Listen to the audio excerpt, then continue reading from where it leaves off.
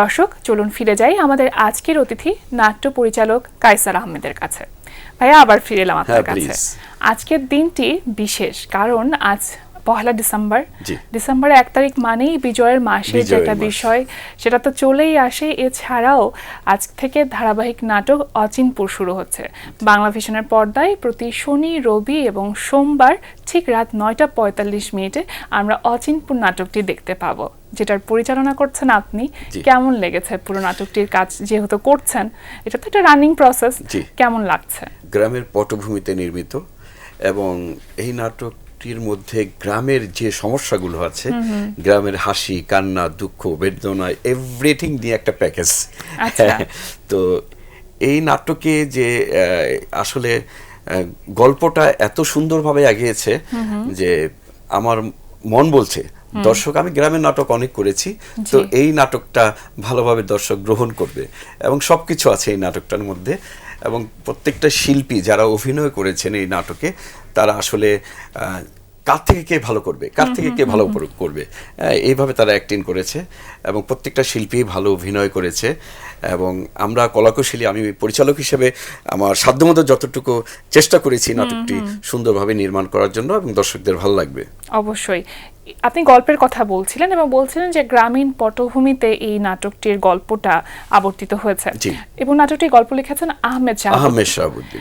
মূলত কোন প্রেক্ষাপটটা উঠে এসেছে? মানে গ্রামীণ জীবনের তো আসলে অনেকগুলো সংকট থাকে, মূলত কোন বিষয়টা বা কোন বক্তব্য আপনারা দিতে চাইছেন নাটকটির মধ্য দিয়ে? গ্রামের একটা কলেজ, সেই কলেজের নাম হচ্ছে প্রেমানন্দ কলেজ। আচ্ছা।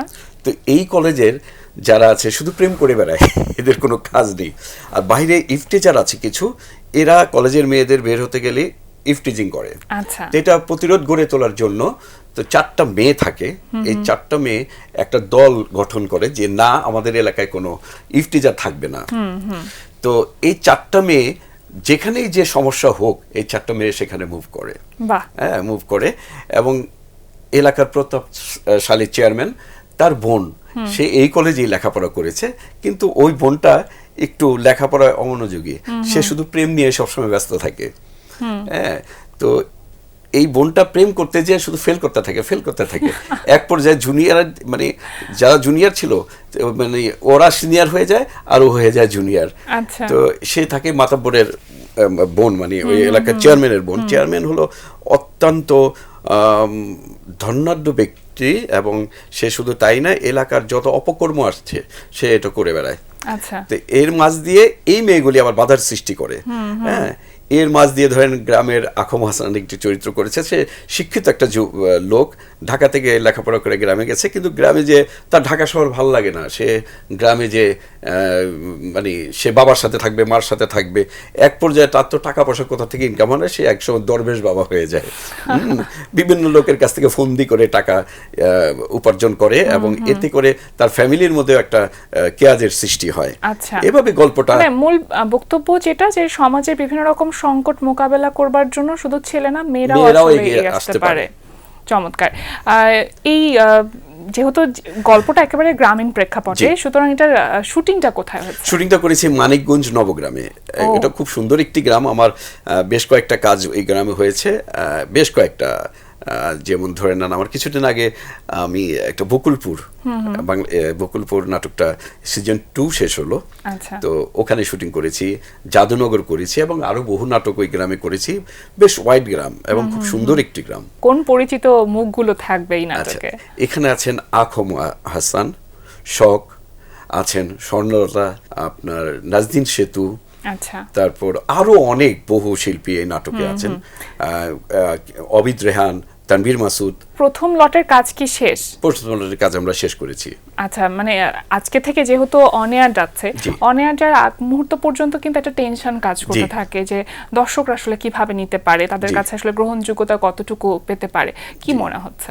না, আসলে আমি গ্রামের নাটক অনেক নির্মাণ করেছি, বহু নাটক নির্মাণ করেছি গ্রামের। তো আমি এই নাটকটা সম্বন্ধে বলবো যে আমার মন বলছে দর্শক এই নাটক সাদরে গ্রহণ করবে এবং ভালো লাগবে, দর্শকের কাছে ভালো লাগবে। এই যে অচিনপুর, নাটকটির নাম অচিনপুর কেন? মানে আপনারা যে বক্তব্য দিতে চেয়েছেন সেটার সাথে অচিনপুর নামটা কিভাবে তাৎপর্যপূর্ণ হয়? একটা গ্রামের নামই অচিনপুর। তো এই অচিনপুরে বিভিন্ন সময়ে অচেনা মানুষগুলো এখানে এসে অবস্থান করতো। আমরা গল্পের মধ্যে আছে যে আজ থেকে 50 বছর আগে বা 60 বছর 70 বছর আগে এই গ্রামে একটা ক্লিন একটা ছিল, একটা ধুধু বালুচর একটা ছিল, চর ছিল। তো একসময় বিভিন্ন লোক এসে এই গ্রামে বসবাস আরম্ভ করে। আচ্ছা, হ্যাঁ, আরম্ভ করার পর এই অচেনা মানুষগুলো আসে বলেই এই গ্রামের নাম হয়েছে অচিনপুর। আমরা তো অনেক ধরনের নাটক বা নাটকের গল্প দেখি, শহর কেন্দ্রিক নাটক হয়, আবার গ্রামীণ জীবনের নাটক হয়। তো এতগুলো বছর ধরে যেহেতু আপনি কাজ করছেন এই নাট্যাঙ্গনে এবং সেখানে পরিচালনা করছেন, তো কি মনে হয় যে দর্শকদের কাছ থেকে এতদিন পর্যন্ত কোন ধরনের নাটকের প্রতি আকর্ষণটা বেশি দেখেছেন বা তাদের কাছ থেকে রেসপন্সের জায়গাটা সব থেকে বেশি এসেছে, শহর কেন্দ্রিক নাকি গ্রাম কেন্দ্রিক? একটা সময় ইউটিউব ছিল না, না, এখন ইউটিউব এসছে। তো এখন বাইরের আমাদের দেশীয় যারা প্রবাসী বেশিরভাগই তো গ্রামের, তো এই গ্রামের নাটকগুলো তারা লুফে নেয়। হ্যাঁ, তারা লুফে নেয় এবং ইদানিং গ্রামের নাটকগুলি, আমি বেশ কয়েকটা নাটক এর মধ্যে টানা প্রায় 6 বছর ধরে আমি গ্রামের নাটক বানাচ্ছি। আচ্ছা, হ্যাঁ, শহরের নাটক দু একটা যে করছি না তা না, শহরের নাটকও দু একটা চলছে, বাট গ্রামটাকে বেশি করছি। কারণ গ্রামটা, এই গ্রামের মাঝে ওই প্রবাসীগুলো তাদের জীবনকে দেখতে পায়, তাদেরকে দেখতে পায়, এবং আমাদের গ্রামের লোক সংখ্যা যে বেশি, তো গ্রামের মানুষগুলো এটাই উপভোগ করে বেশি, ইদানিং ফিল হচ্ছে। আপনি যেমনটি বলছিলেন যে ইউটিউবে এখন নাটক যায়, জি, ইউটিউবের নাটক, ওটিটি প্ল্যাটফর্মের নাটক, টেলিভিশন মিডিয়ার নাটক, অভিনয়ের ক্ষেত্রে বা পরিচালনার ক্ষেত্রে পার্থক্য আছে কি? না, পরিচালনার ক্ষেত্রে কোনো আমি পার্থক্য দেখি না। আমি একজন মেকার, আমার মানে সবকিছুই আমার কাছে সমান। যে এটাই হয়, যেমন ধরে নেন আমি যখন বড় পর্দায় মেকিং করতে যাবো, এটা একটু ওয়াইড, সেটা তো একটু কম্প্যাক্ট, ডিফারেন্ট টুকু এটাই। অতএব মেকিং এ সামান্য কিছু আসতে পারে, চেঞ্জ আসতে পারে, সামান্য, বেশি কিছু না। টেলিভিশন মিডিয়ার নাটকের যারা দর্শক, তারা অনেক ক্ষেত্রে ওটিটি প্ল্যাটফর্মের দিকে শিফট করছে বা ইউটিউব চ্যানেলের দিকে শিফট করছে। বিশেষ করে যদি গ্রামীণ দর্শকদের কথা বলি, মানে যারা গ্রামে থাকছে তাদের কথা যদি বলি, একটা সময় শুধুমাত্র আমাদের বিনোদনের মাধ্যম ছিল টেলিভিশন, সিনেমা হল ছিল, বিটিভি ছিল। হ্যাঁ, তো তখন তো ইউটিউব ছিল না, তখন আদার চ্যানেলগুলো ছিল না। তো এখন হাতের মধ্যে সবকিছু চলে আসছে। তো দেখা যাচ্ছে যে আমি কিছুদিন আগে আমাকে আমার অনেক মানে বাইরে অনেক ফ্যান, অনেক দর্শক আছে, তো কিছুদিন আগে প্রশ্ন করলো যে ভাই বিশ্বাস করেন, মানে যখন আমরা বাইরে আমরা কাজ করি তখন মোবাইলটা হাতে থাকে, যখন 10টা মিনিট একটু ব্রেক পাই তখন ইউটিউব টেনে নাটকটা দেখে নিই। হ্যাঁ, তো আগে তো এই জিনিসটা ছিল না। তো ইউটিউবের দিকে এখন বেশি মানুষ ধাবিত হচ্ছে। তো এখন যারা বাইরে কাজ করে, দেশের বাইরের কথা বলবো, আর টেলিভিশন তো আছেই, টেলিভিশন তো ড্রয়িং রুম মিডিয়া, এরা যারা ঘরে আছেন তারা তো দেখবেই। মূলত আমাদের টেলিভিশন মিডিয়ার এখন দর্শক কারা কারা দেখছেন নাটক? দর্শক কিছুটা ভাগ হয়েছে, এখন কিছুটা দর্শক ভাগ হয়েছে। আগে যেমন ধরে নেন আমরা একটা সময় ছিল, আমি জানি না আপনি তখন দেখেছেন কিনা, ঢাকায় থাকি নাটক হতো, তখন আমরা ছোট। হ্যাঁ, তখন কখন এই নাটক হবে, এবং আমার মা বলেন, বোন বলেন, আমি বলেন, বা আমরা ছোট তখন বসে সবাই টেলিভিশনের সামনে জড়ো হয়ে যেতাম। তো এখন হয়েছে যে টেলিভিশন, যে ব্যাপারটা, টেলিভিশনে যেসব দর্শকগুলো আছে সেটা ফিক্স দর্শক। এরা ধরে নেন, যেমন ধরে নেন কিছু এজেড পার্সন, তারা কোথায় যাবে? হ্যাঁ, তারা তো ঘরেই আছে, তারা দেখছে না তা না। এবং টেলিভিশনও এখন পর্যন্ত, টেলিভিশনের দর্শক বলবো এখনো দর্শক আছে, একেবারে হারিয়ে যায়নি। মানে সিনিয়র যারা, তারা এখন বেশি উপভোগ করছে। আচ্ছা, আপনার এই যে নাটকের সাথে পথ চলা, এটা তো মঞ্চ থেকে শুরু হচ্ছে? না, আমি বেসিক্যালি খুব ছোটবেলায় এই মিডিয়া এসেছি, খুবই ছোট। আমি তখন ম্যাট্রিক পরীক্ষা দেইনি। তখন কিভাবে আসা হয়েছিল, মানে আগে থেকে কি ইচ্ছা ছিল যে পরিচালনা করবে? এটা শুনি না, ছোট করে একটু শুনি। আচ্ছা, ছোট করে যদি বলেন কি বলবো, এটা অনেক বড়। যাই হোক, খুব ছোটবেলায় আমি তখন ক্লাস 7-এ পড়ি। তো আমার বাড়ি হচ্ছে পুরান ঢাকায়, লালবাগ। আচ্ছা, হ্যাঁ, তো একদিন স্কুল পালিয়ে ছবি দেখতে গেলাম। সিনেমা হলের নাম ছিল তাজমহল সিনেমা হল। তো ছবি দেখে তো আমার আগ্রহ বেড়ে গেল, বাবা বড় পর্দায় ছবি দেখা। তখন তো টেলিভিশন ছোট আমাদের ঘরে 14 ইঞ্চি টেলিভিশন ছিল। তো যাই হোক, আমার খুব ইচ্ছে হলো যে নায়ক নায়িকা দেখবো। তো হলের এখানে দাঁড়ালাম যে নায়ক নায়িকা দেখবো, যে হল থেকে নায়ক নায়িকা বেরোবে, তারপর দেখবো। চলচ্চিত্র দেখতে দেখতে নায়ক নায়িকা দেখবার প্রতি একটা আগ্রহ বেড়ে গেল, এবং আমি সিনেমা হলে দাঁড়ায় রইলাম যে কখন বেরোবে ওরা। দেন আমি তো দাঁড়িয়ে আছি, নাইট শো চলছে, তো নায়ক নায়িকা তো আর বের হয় না। তো আমাদের এলাকায় এক টিকিট চেক করতো যারা ওরা ওই একটা লোক ছিল, বলে বাতিজা তুমি এখানে কি করো? তো আমি বললাম যে আমি তো চাচা একটু নায়ক নায়িকা দেহ। দৌড় মিয়া, তুমি বাড়িতে যাও, কালকে সকালে এসে সিনেমা হলের সামনে দাঁড়িয়ে থাকবা, নায়ক নায়িকা দেখতে পারবা। আচ্ছা। তো পরদিন সকালবেলা ঘুম থেকে ফজরের নামাজ পড়বো বলে বাড়ি থেকে বেরিয়ে গেলাম। 7 পড়ি, 8 না 7 হবে। তো 4-5 জন বন্ধু বান্ধব মিলে আবার দাঁড়িয়ে আছি। তখন ওই লোকটা, তখন মর্নিং শো হতো, তখন ওই লোকটা আবার আসছে, ভাতিজা তুমি এখানে? বলছে চাচা আপনি না বলছেন নায়ক নায়িকা দেখা যায়। আরে পাগল, এরা কি এখানে থাকে? এরা থাকে এফডিসিতে।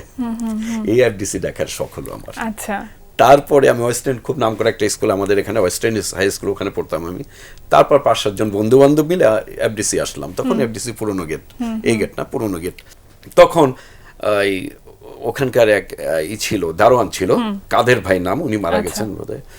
তো উনি করলো কি, দৌড়ানো শুরু করলো আমাদের, যে পড়ে গেলাম আমি, ছিলে গেল ওই জায়গাটা। তো এটা জসিম ভাই দেখলো, জসিম ভাইয়ের শুটিং হচ্ছিল আবার বাইরে রাস্তার মধ্যে। আচ্ছা। জসিম ভাই দেখে বললো, এই খোকা এদিকে আসো। জি, বলে তুমি কি, আহারে কিভাবে কেটে গেল, এইভাবে আমি পড়ে গেছে, আহারে তুমি কেন আসছো? আমি বললাম আমি শুটিং দেখতে আসছি। বলে এখন এসো না, ম্যাট্রিক পরীক্ষার পরে এসো। এই তো আমার সেই যে ভূত চাপলো। তারপর সত্যি চলে গেলাম। এবং প্রথমে আমি অ্যাসিস্ট্যান্ট ডাইরেক্টর হিসেবে করি, এবং সর্বকনিষ্ঠ অ্যাসিস্ট্যান্ট ডাইরেক্টর। আর সবচেয়ে বড় কথা, আমি বাংলাদেশ ফিল্মের সর্বকনিষ্ঠ ডাইরেক্টর। যখন আমার বয়স 23 বছর, তখন আমি ফিল্ম ডাইরেক্টর হয়েছি। মানে ব্যাপারটা এরকম না যে আমি যদি চাই কোনো কিছু অন্তর থেকে, কি না হয়। তারপরে 97-এর ছবি রিলিজ হলো, 97-এ রিলিজ হলো। রিলিজের পরই আমি টেলিভিশন মিডিয়ায় চলে আসলাম। টেলিভিশন মিডিয়াতে চলে আসার কারণটা কি? মানে চলচ্চিত্র একটা বড় মাধ্যম। সাধারণত আমরা দেখি যে টেলিভিশন মিডিয়া থেকে মানুষ ফিল্ম ডিরেকশনের দিকে যায়, কিন্তু আপনার ক্ষেত্রে উল্টোটা হলো। কেন? তখন এই আসলে ফিল্মের সেই সময়টা একটু অশ্লীল সময় যাচ্ছিল, সেই সময়টা। তারপর অলৌকিকভাবে আমার তো এই মিডিয়া আসার কথাই না। তারপর আপনার একদিন মৌসুমী, ওমর সানি ভাই, এরা একদিন আমাকে ডাকলো, এবং একটা আমাদের এক ফিল্মের এক ছেলে, ও বলল যে ভাই আমি প্রডিউস করব, সানি ভাই মৌসুমী আপা আপনাকে ডাকে। তখন তারা তুঙ্গে, সালমান শাহ মারা গেল তার পরের কথা, তখন তারা তুঙ্গে। তারপর ডেকে বললো, কায়সার ভাই চলেন আমরা একটা নাটক বানাই। আমি নাটক তো আমি বানাতে পারি না, আমি তো ফিল্ম বানাই। বলে দূর চলেন তো দেখি বানাই। তখন আমি নাটক বানালাম জাহিদ হাসান আর মৌসুমীকে নিয়ে, আমার প্রথম নাটক ভালোবাসার দেয়াল। এই তো বানালাম। তখন এই মিডিয়া তো একটু ধরে নেন, তখন আমি ফিল্ম মেকিংটা এখানে চলে আসলো, মানে আমার মেকিং এ স্টাইলটা পরিবর্তন হয়ে গেল, মানে এই নাটকের মেকিং এবং আমার মেকিংটা যখন আসলো, তখন পরিবর্তন হলো স্টাইলে। তখন বিভিন্ন শিল্পীরা তো তখন বলতেছে এই লোকটা তো অন্যরকম মেকিং করে। তখন শিল্পী বলেন, মানে নাটক নির্মাণের পদ্ধতির জায়গা থেকে আপনি আসলে টেকনিক্যালি টিপিক্যাল জায়গা থেকে বের হয়ে এসেছেন। তারপরে আপনার সেই শিল্পীগুলি বলেন বা ওইখানকার কলাকুশলী বলেন, সবাই আমাকে মানে সেই যে আরম্ভ হলো, মানে আল্লাহর রহমতে এখন পর্যন্ত চলছে আলহামদুলিল্লাহ। এই যে এতগুলো বছর, এবং প্রতি বছরই মানে নতুন নতুন প্রজন্ম আসছে, এবং এই যে আপনি যেমনটা বলছিলেন যে ধারণাগত জায়গা থেকে আসলে পরিবর্তন তো হচ্ছেই, শিল্পও কিন্তু পরিবর্তন হচ্ছে, শিল্পী পরিবর্তন হচ্ছে, শিল্পকে বলার ধরন, উপস্থাপনের ধরন সবকিছুতেই পরিবর্তন আসছে। তো একজন নির্মাতার জায়গা থেকে আপনার কাছে কি জিনিসটা চ্যালেঞ্জিং মনে হয়, বা সেটার সাথে আপনি আসলে কিভাবে ম্যানেজ করেন বা ডিল করেন? যুগের সাথে তো সবকিছুরই পরিবর্তন ঘটে, সেটা আপনি বললেন যে শিল্পী বলেন, কলাকুশলী বলেন, এভরিথিং। তো আমার যত সময় যাচ্ছে মেকিংও পরিবর্তন আসছে, অবশ্যই অ্যাক্টিংয়ে পরিবর্তন আসছে, ডাইরেকশনে পরিবর্তন আসছে, এবং মানুষের চোখেরও পরিবর্তন আছে, ভাবনারও পরিবর্তন, ভাষারও পরিবর্তন আসছে। তো আমি ভাষার পরিবর্তনে ততটা যাই নাই, আমি একটু অনেক রকম কথা বলার যে ধরন, সেই জায়গাটা একটু পরিবর্তন, ওই ধরনটা পরিবর্তন আসছে। তো এখন আমি ওই তো পরিবর্তনের সাথে সাথে আমাকে ওইভাবেই এগিয়ে চলতে হবে। হ্যাঁ, তো ওইভাবেই যাচ্ছি। এমনিতে এখন কি চিন্তা করছেন যে ফিল্মের দিকে আবার নতুন ভাবে চিন্তা করা যায়, সেই জায়গাটা নিয়ে কাজ করা যায়? অবশ্যই, যেহেতু ওটা আমার শেকড়কে তো ভোলা যাবে না। অবশ্যই। হ্যাঁ, তো আমি আসলে করব, একটা ছবি করব যদি বেঁচে থাকি। মানে পরিকল্পনা কি চলছে, বা কাজ কি ইতিমধ্যে শুরু হয়েছে? না, পরিকল্পনা আমি আশা করছি যে আশা করছি আগামী বছরই এটা ইনশাল্লাহ এটা প্ল্যানে নামবো। এবার তো শেষ হয়ে গেল, তো এই রানিং এরই করবো ইনশাল্লাহ। শুভকামনা রইল। বরাবরের মতন ভালো কাজের সাথে থেকে এসেছেন সব সময়, এমনটাই থাকুন, সেটাই প্রত্যাশা করব। এই যে অচিনপুর যে নাটকটি আপনার পরিচালিত নাটক আজকে থেকে দর্শক বাংলাভিশনের পর্দায় দেখতে পাবে, এই নাটকটির সম্পর্কে দর্শকদের উদ্দেশ্যে যদি আপনার কিছু বলবার থাকে। আমি বলবো না আমারটা, আপনারা দেখেন, আপনাদের ভালো লাগবে। আরেকটা কথা বলবো, বাংলা নাটক দেখুন, সুস্থ ধারার নাটক দেখুন, বাংলার সাথে থাকুন। প্রিয় দর্শক, এতক্ষণ কথা হচ্ছিল অতিথির সঙ্গে, এবার সময় হলো বিদায় নেবার। আমাদের অনুষ্ঠান সম্পর্কে আপনার যে কোনো মতামত ও পরামর্শ জানাতে লিখুন এই ঠিকানায়। প্রযোজক দিন প্রতিদিন, বাংলাভিশন, নোট টাওয়ার, 110 বীরত্তম CR Dutta road, Dhaka 1205। Phone 96320300 থেকে 4। আমাদের ইমেইল অ্যাড্রেস dinprotidin@banglavision.tv। মার্কিন রাজনীতিক মার্টিন লুথার কিং জুনিয়রের একটি উক্তি বলে বিদায় নেব আজ। তিনি বলেছেন, অন্যায় যেখানেই থাকুক তার ন্যায়ের জন্য সবখানেই হুমকি। প্রিয় দর্শক, সবাই ভালো থাকুন, সুস্থ ও সুন্দর থাকুন। আজ সারাদিন সবার জন্য শুভ ও কল্যাণময় হোক।